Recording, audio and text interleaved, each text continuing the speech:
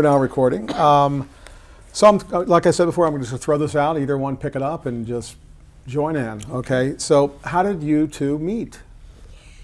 Well, we met in Musso and Frank's, oldest restaurant in Hollywood. He asked to meet me to, consider having me play Cagney. Actually, the truth is, he had approached me twice before, and I had the bad judgment to turn him down. So, by the time he's probably told you the story, by the time he was getting around to, how do I do it? Cast it for the third time, and my manager said, you know, he's been so persistent, Sharon, I really think that you should have lunch with him. So I walked in, and there he was. That's how we met. We were at a luncheon at Musso's with Sharon and her then manager, Monique James, who was a very powerful woman at Universal in those days, and Dick Rosenblum, who was then the head of Orion Television, and Barbara Corday and myself. And the mission was to talk her into doing this, and she did not want to replace yet another actress. As I mentioned in my archival piece, she had already replaced Lynn Redgrave in House Calls, and she did not want to be known as the actress, who just kept, the troubleshooter of Hollywood. Yeah, right. Somebody coughed on a set. Oops, Sharon's here. It must mean my character's dying. That kind of thing. So, and I tried to explain to her, look, you're not replacing another actress. This was always your part. You've just never been available before to do it. And Monique confirmed that. And I was trying to woo her. I thought I was doing a very good job, but I found out that by her definition, I wasn't. You want to tell this part of the story? You want me to tell it? Sure. Excuse me. So I thought, well, this would be fun because obviously he'll be very flattering and see how much he wants me. And so I showed up expecting that sort of, afternoon. And my recollection was that he just kept telling me how hard I would have to work if I did this part. And my mind was going, I've worked hard before. And he said, no, but you don't know really how hard this is. And I said, I've had my own show. Billed over the title. I said, I just worked till 2 a.m. the other day. He said, well, I don't think you really understand. I just thought, who is this guy? And so I sort of shut down, and he shut down, and Dick Rosenblum noticed that it wasn't going well. So Dick started saying all the things I wanted to hear. And so we left the luncheon. It was very nice. And in the back, I don't know if you know Musso and Frank's, they have the parking lot in the back. And my manager said, so, what do you think? And I said, I don't want to do it. He said, well, she said, Sweet Pea, I think maybe we need to reconsider this. I said, you said I didn't have to do it. All I had to do was, I had to have lunch with these people.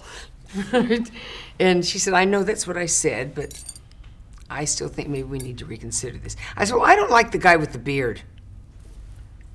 I married him 10 years later. It was important to me at that meeting. I tried to reconstruct what it was I must have been thinking, but I know what I was thinking. I believed she was going to take the role. I don't know why I believed that. I just really believed that how could she turn it down? It was such a great part, and we were offering good money, and everything. There was every reason in the world she should do it. But I wanted it to be clear in her mind that this was going to be a real partnership, that this was going to be a working, difficult. There was no frills. We weren't at Universal. We were downtown at Lacey Street in this awful factory. And I wanted her to know that because I didn't want to hear about that later on after she'd signed the contract, taken the money, and now I'd be stuck with somebody who said, wait a minute, this isn't the way I like to work.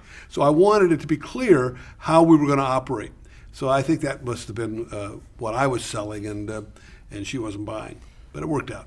So, Sharon, when did you start liking him? Oh, long time later. Our fights became famous on the set. So he said. Barney was the first producer to ever take a warehouse and turn it into a studio. And so even the offices that he built for the writers and for himself were open, from a certain point up, with all the pipes, that went through. So whenever we would have these fights, everybody'd hear it. But some people accused us that was a passion that we were not expressing for each other, so we took it out in anger. What do you think? I said earlier that it was a sexual substitute, so. Oh, are we? Yeah, we're telling the same story. Are we but- repeating ourselves? No, it's okay. I mean. Am I it's telling your you version. better than he did? You're telling very well. Well enough.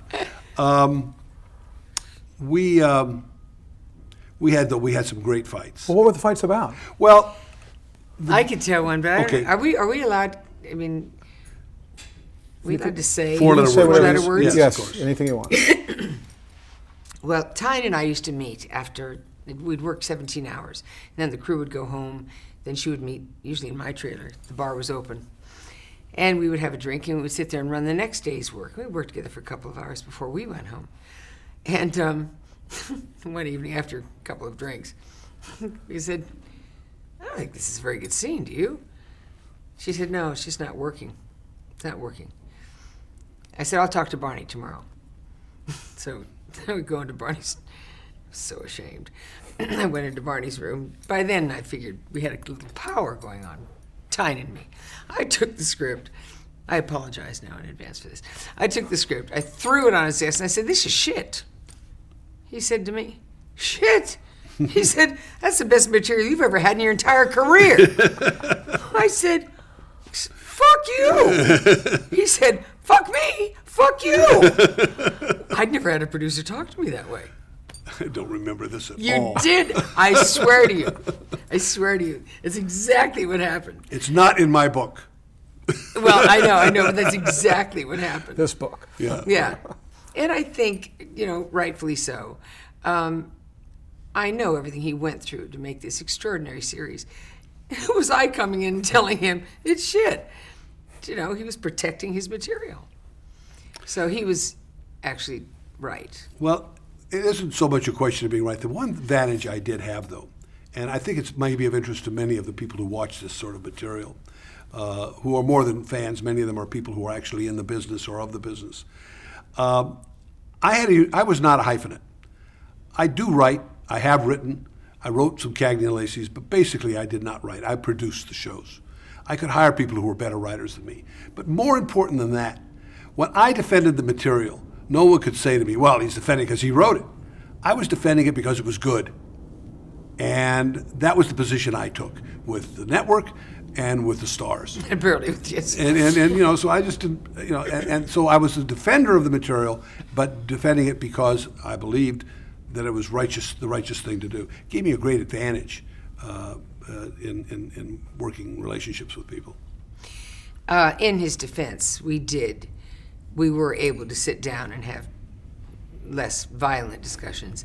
And more often than not, he would listen to us. We always did it separately. We tried to have meetings with writers together, Tyne and I with all the writers.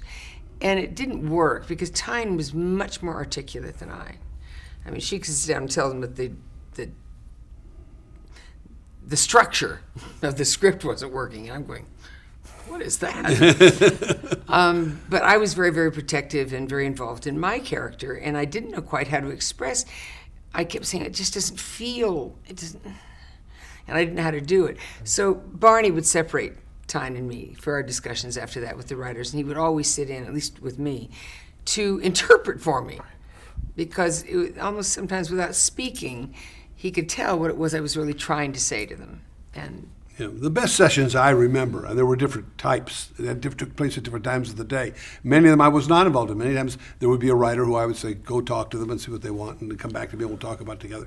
But the best ones that I remember would be when I'd show up at the trailer, summoned by them to hear the scene that they were doing the next day. This was not stuff now that was in the abstract. This was not stuff that was weeks away. We were ready to shoot this in the morning.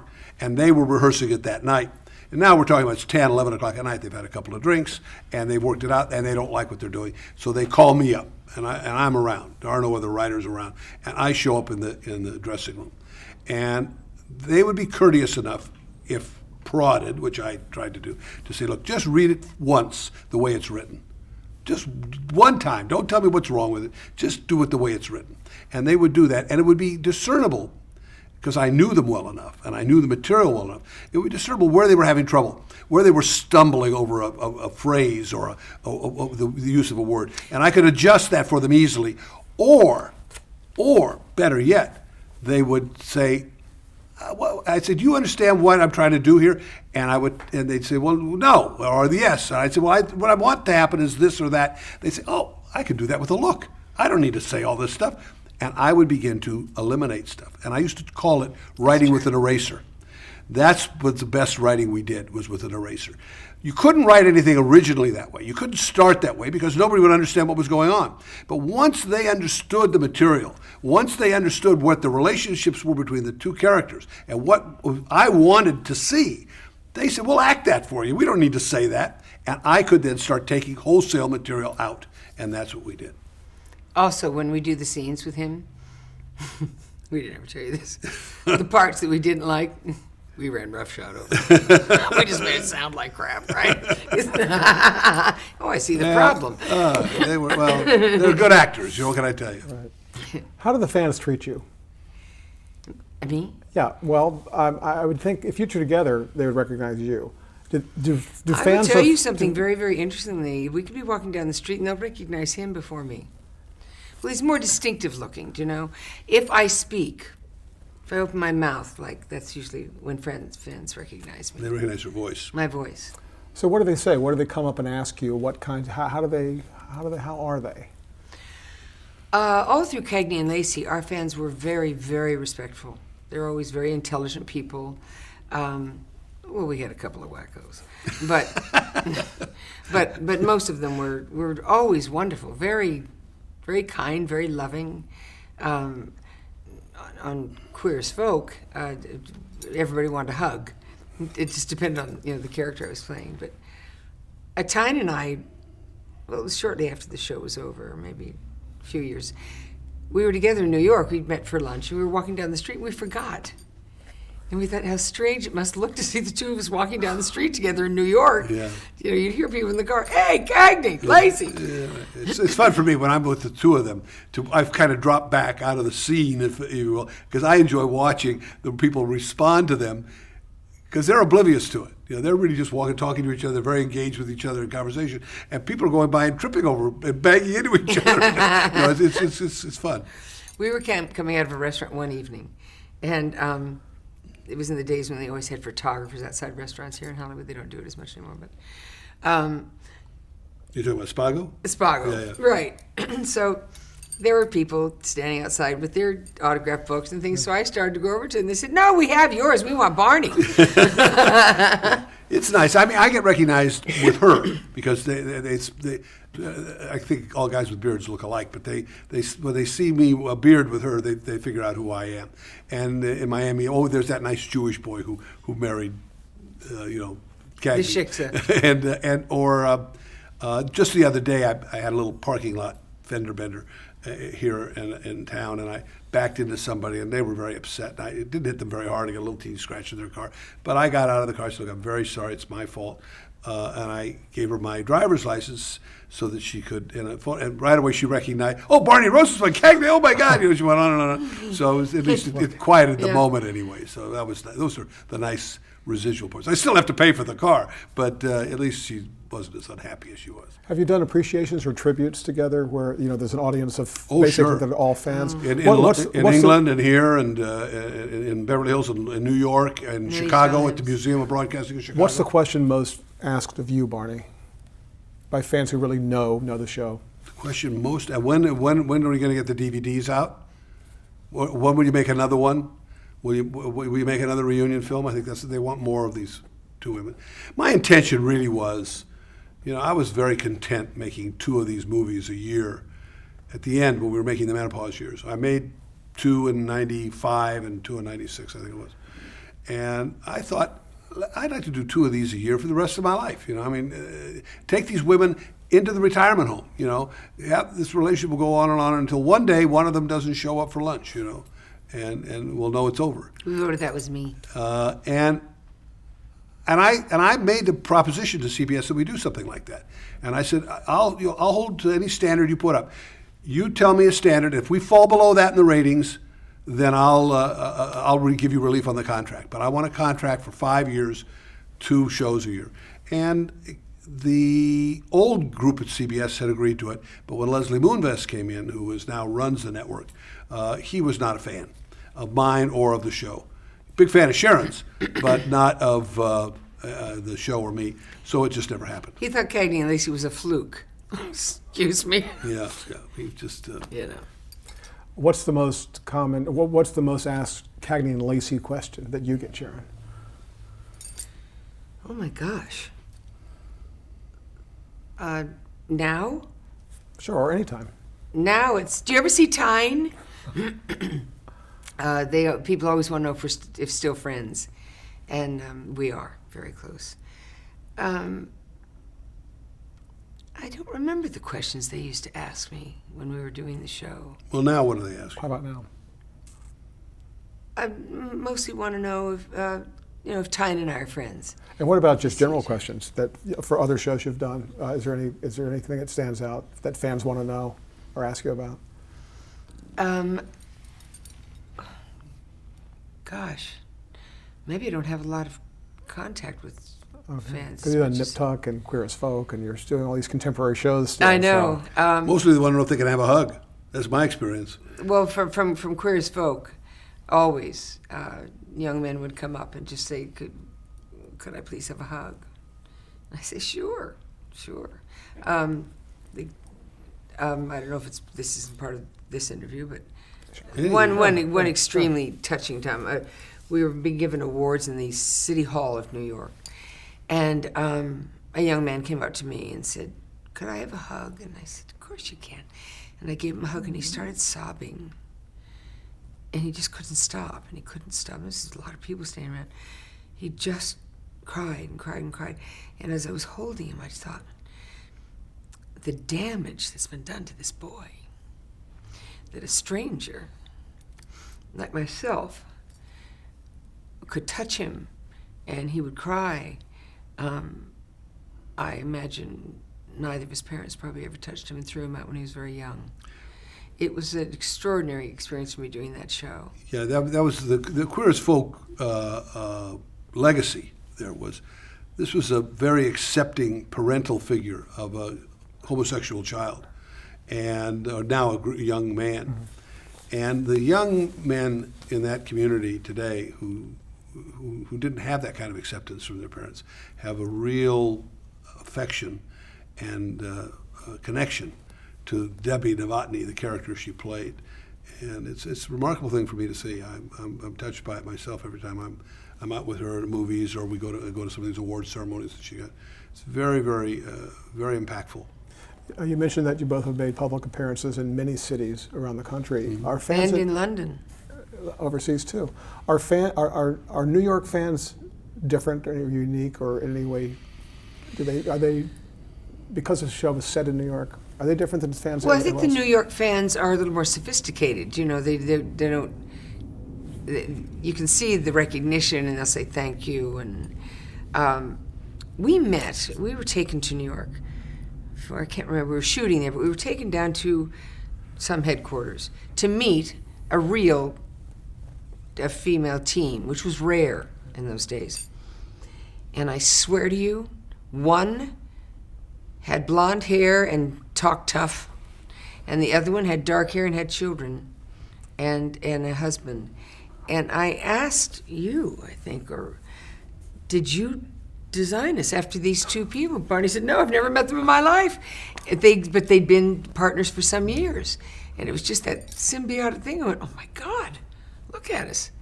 The New Yorkers are just as affectionate, and no, they're just as complimentary, but it's just in a different manner. They're more sophisticated. It's in Miami. There are lots of older women there who obviously recognize us, and they're much more enthusiastic.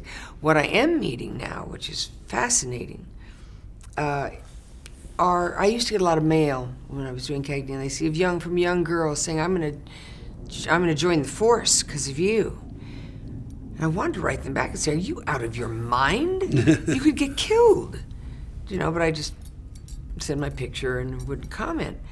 I've had more, and it's been that many years. Lots of women approaching me now, whatever city I'm in, saying, I put in my 20 because of you. And I'm out now. And that's when we realize how many years ago we did this, that these young girls signed on, they've just finished their 20, and like Mary Beth Lacey, that's all she wanted, is to put in her 20 and get her benefits. Well, that's who these young women were. I mean, none of them were insane like Cagney, who wanted to, go on to be police commissioner. But isn't that fascinating that all the young ones are coming up now? I can't tell you how old it makes me feel. But you sometimes don't think about the impact you have. Yeah. No. When you're just doing your work and doing your job. Yeah. Probably the most impact I ever had from playing Cagney was because of the alcoholism. The drunk Cagney that Barney very cleverly stretched out over all the years. You see in a couple of shows that I won't even mention, where one of the leads decides she's alcoholic, and in that episode she's cured. It's bull. Yeah. We had the benefit, thank God, of the luxury of longevity. And Katie was always a drinker, but she was a fun drinker. And it wasn't until the 5th episode. Do you want to tell the story about what you said to your writers to start the season? Sure. Or should we tell how we came by it? Well, there's any number of ways. The point is that I think Sharon's point is a valid one, is that we were able to deal with the early stages of alcoholism, the familial aspects that of a child of an alcoholic, social drinker, and social drinking, and then one thing. But ultimately, we kept working on it, where it kept happening, and we began to see where it was going. And I used to have an annual meeting at my home at the end of a season for the writing staff, which I'd bring them all around a very large dining room table that I had at home, and we would talk about. Can I interrupt for a minute? Sure. Because how he came by this particular meeting, Barney knew that I never wanted to play a victim. I never wanted Cagney to be a victim. He said, "You'll never get an Emmy if you don't." I said, "I don't care. I don't want her to be a victim. She's strong. She hides her feelings, and Mary Beth was more emotional. I'd done an interview with Gordon McRae's daughter. Meredith McRae. She was an interviewer. And she spent like 3 hours with me up in Cagney's loft. And we were through with the interview, and she said, "You know that you have all the attributes of the adult child of an alcoholic. I mean, Cagney does." And I said, "No, I didn't realize that." And she said, "Well, you hide your feelings, and you're totally committed to life. You can't make a commitment to anybody, and you're married to your work, and it's just layer after layer of hiding." And I said, "I didn't realize that." So I go to Barney. I said, "Barney, did you know that Chris Cagney has all the attributes of the adult child of an alcoholic?" He said, "Honey, you're playing it." Do you remember that? You're playing it. And Charlie Cagney was an alcoholic, but even he was fun, But and so wait, let me tell you. So he said, "Sharon, do you want to go somewhere with this?" I said, "What do you mean?" He said, "You've forbidden me to ever make Cagney ever a victim, except taking a bullet in the chest or something." But and I said, "Well, I don't know. Sure, let's look into that." And then, but he was nice enough to ask my permission. How deep do you want to go with it? Before that, the guy who played her father was an Irish cop, retired cop, who drank a lot. And he was a fun character. We used him for jokes. It was a stereotypical, superficial piece of writing that we'd come up with. And at one point, my grandmother had come to live with my parents and was really destroying the household. An old lady who was just incontinent, and it was an awful experience for my father. And my mother just felt she had to do it. So it was her mother. And I wanted to show some of that in our series. I wanted to talk about the duty of an adult child to their adult parent. And so we wanted to have something happen to him. And we decided we didn't want him to have cancer. We were trying to figure out what he could have. And I said one day, "Well, he drinks a lot." So we decided we'd make him an alcoholic. We would take this joking was an character. alcoholic. And but well, he wasn't. We didn't talk about it. Yeah. He was just a guy. It was a character we used for jokes. But now we were going to make it more serious. When that happened, things began to change, and there were several incidents along the way. And Sharon's being a very important one, the ones she told about. So at the end of the year, at the end of a couple of years of this, at the end of every year, I had these meetings, and I had the writing staff gathered around the table. And usually we talked about the character arc for the next year, and were the Lacey's going to have a baby, and was Cagney going to have a new boyfriend, and were the Lacey's going to move, or were they not going to move, things like that. And that was the kind of conversations we had. This time it was different. I began the meeting by saying, let me tell you the last line of dialogue in the last scene of the last episode of next year. Well, they got everybody's attention. And I said, it'll be a two-shot of Sharon Gless and Tyne Daly. We don't know where they are. And the camera will slowly pull back as Sharon stands up to reveal we're in a meeting. And she says, my name is Christine, and I'm an alcoholic. Well, the writing staff broke into applause. And then I said, your job, It's about time. Your job is to get me there. You got 22 episodes to get me to that moment. So that's how that happened. Both of you spent a fair amount of time in Los Angeles, but you chose to move away from LA. Why?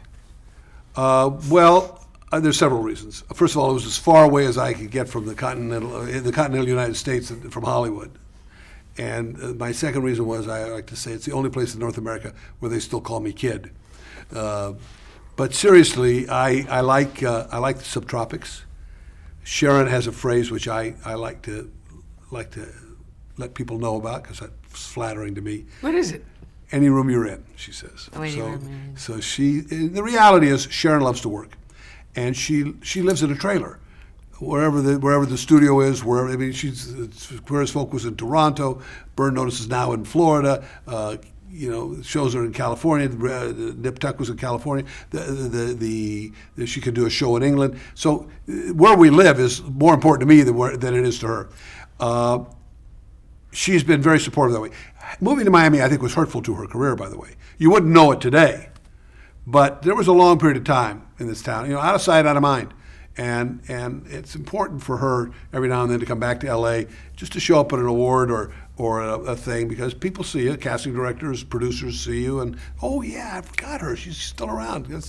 So it's difficult not to be in LA from that standpoint. But she's the busiest lady in her age group that I know, and she's made a great transition, both in her professional life and her personal life.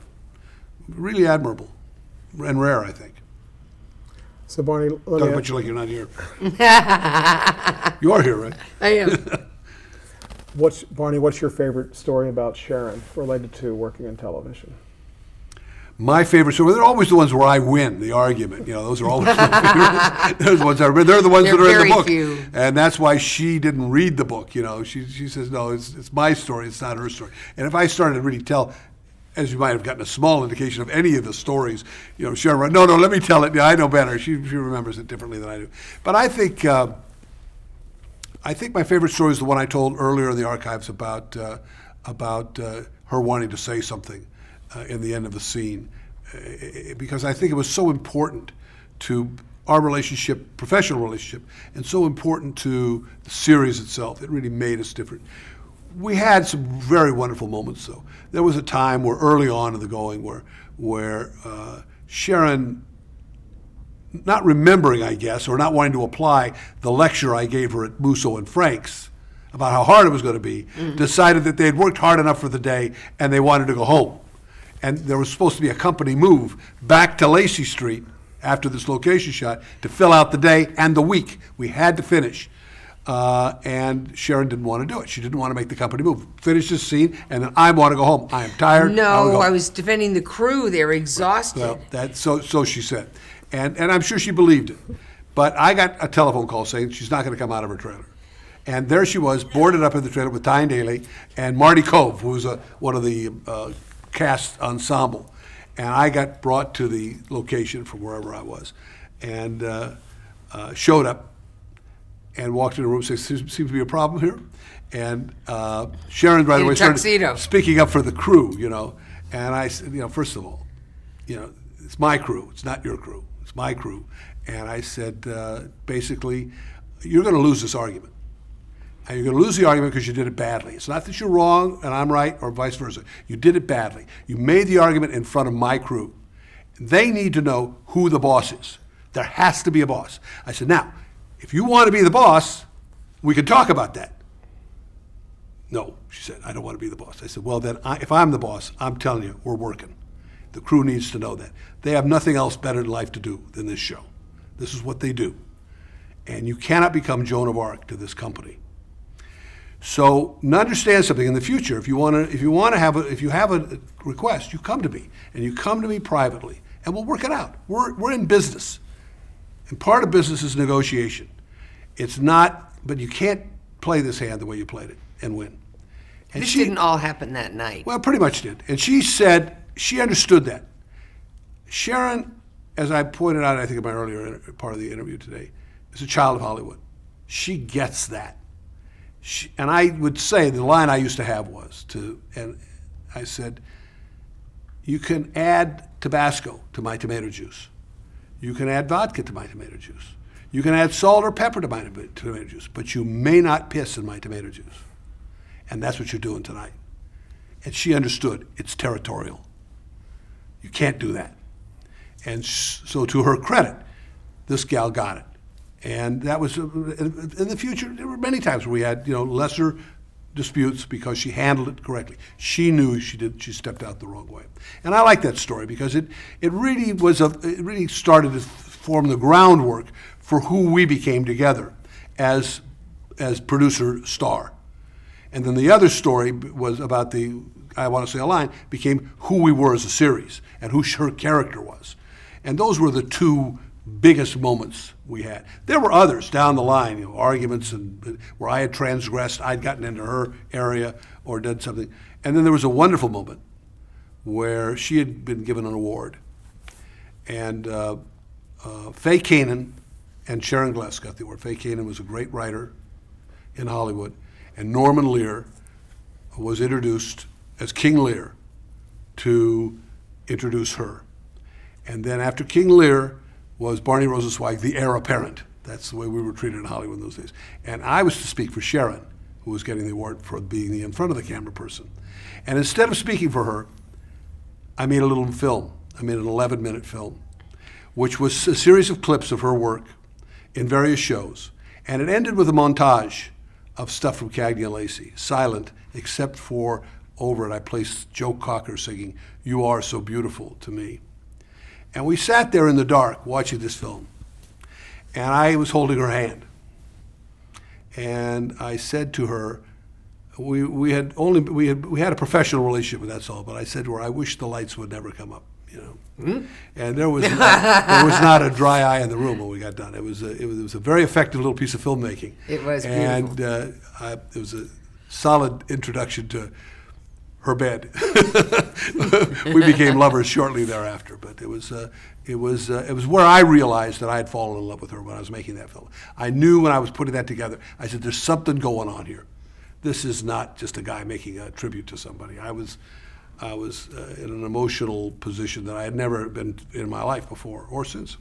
It wasn't just Cagney and Lacey pieces, and during the film, during the song. The song wasn't? During the song, no. You had James Garner kissing me. Oh, did Whenever anyone was kissing me or holding my face, or Yeah. and just cut with Cagney and Lacey. So Sharon, in the interest of equal time, you have 1 minute to react. No. So let me ask you the same question. What's your favorite Barney story relating to television experience?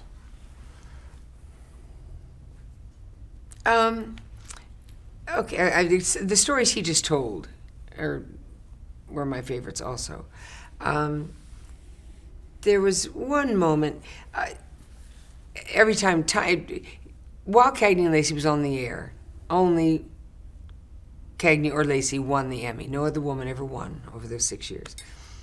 Tyne won the first 3.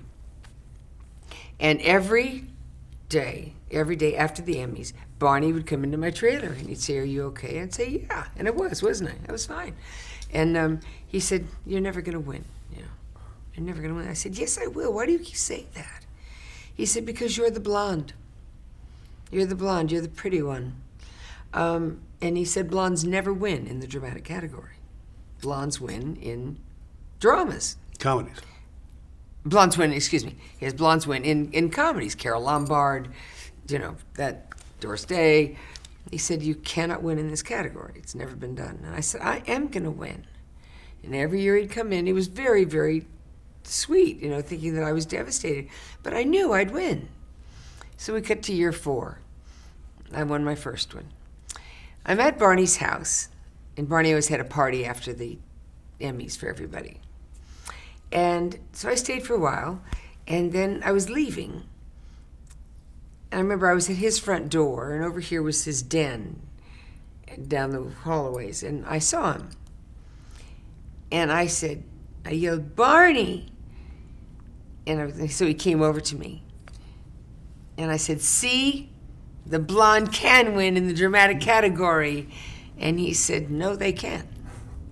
Not unless they're you." Well, that was good. Thank you. And it meant a lot for him to say that he still held that belief. But in this one instance, and then the next year I won also, the blonde could win in the dramatic category if it was me. Look, he's crying. Yeah, well, it's a sweet story. It's Yeah, it really, is. I love that. I love that story. It's the lighting of your. He can be I mean, he can be as tough as saying you're never going to win, and then say something like that, and I love that. I don't know if we can top that, but let me just throw this out. Any final words to me or to each other, since you're both together on camera? I love you. I love you too, darling. Let's remember that. They said it would never Could you last. save that piece of film for tomorrow? 17 years and more. Yeah. Unbelievable. After we can tell him, it doesn't matter. What? Barney was married to his other two wives, 9 years each, and after 9 years, he asked me for a divorce. Do you remember this? Yeah.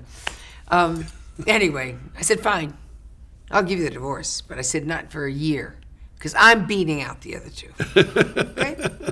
So we're at our 10th anniversary, and we were both. I was just so hurt and angry at him, but we were at our 10th. Party with all our family. Nobody knew this was coming down, right? And you are good. He is good. So he lifts his glass to toast me. I thought, this ought to be good. He says, raises his glass. He says, "To the winner!" Well, I started laughing. He started laughing, and it just repaired. Anyway, I think, is that a great story? Yes, it is. To the winner! It's great. It's great. Well, thank you both for sharing these moments for the archive. Oh, thank you Pleasure. for Thank having you. us. Yeah, enjoyed it. This is fun. Okay.